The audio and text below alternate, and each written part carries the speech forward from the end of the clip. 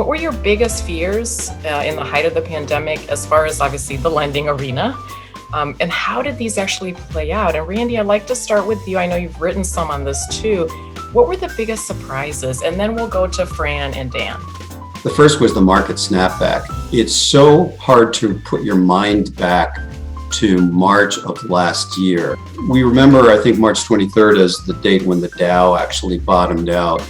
But I'd forgotten during that month that the Fed held two unscheduled meetings to reduce interest rates. That's when the market started to realize, the Fed doesn't usually have unscheduled meetings. The Dow actually dropped in 6 weeks this past March, 11,000 points. It's just remarkable. And it bottomed out on March 23rd. Now, of course, nobody recognized the fact that that was the bottom at the time. That's when people started to recognize that the Fed was going to step in no matter what. They were going to flood the market with liquidity. And there began to be a pattern, which was established in the next 30, 45 days, of what was going to happen with infections and sort of shutdowns. From my perspective, and I think when March hit and COVID hit, right, we're looking at direct lending portfolios and seeing the dental management businesses, the physical therapy businesses, the restaurant companies in the portfolios with revenue going to zero.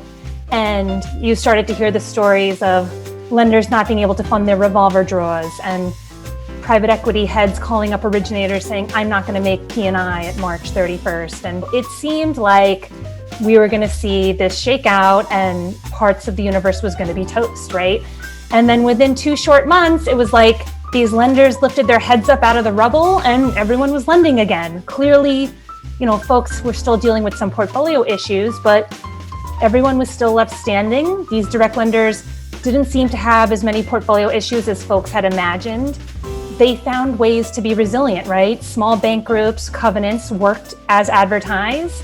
The power of stable, long-term locked up capital prevented any sort of forced selling. The illiquid nature of the loans meant less NAV volatility. Clearly, a lot of these direct lenders did get PPP loans, which helped, but their businesses proved resilient and sponsors, they stepped up and they put liquidity into these businesses, right? And direct lenders found ways to navigate and to survive. Thanks, Fran. Wow.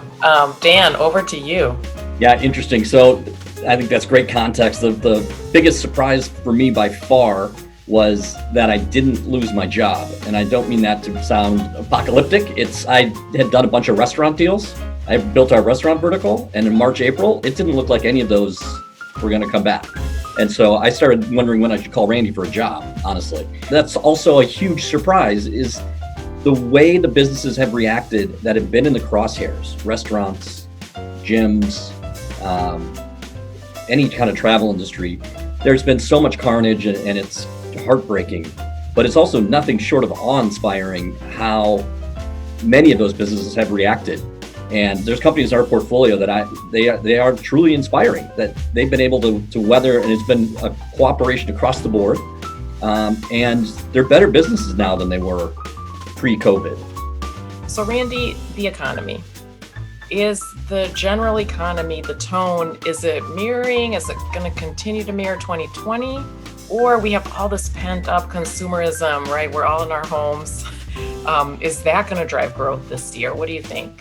Think about 2021 as being in 2 parts. The first half is going to be sort of a continuation of what we've been seeing, both in terms of the infection rate and so forth.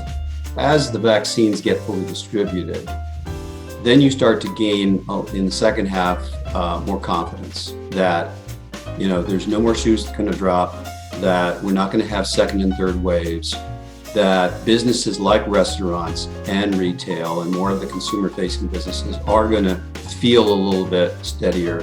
Travel, for example, people are going to be willing to go back on planes. Certainly better second half than first. Thanks, Randy. And we've been surveying the lenders with those same questions. So if anybody wants to see our survey results, we asked, when do you think you're going to get on a plane to, for new business? Because I think this has really affected the ability to win new business, to meet new investors, to meet new clients. How do we do that in this environment?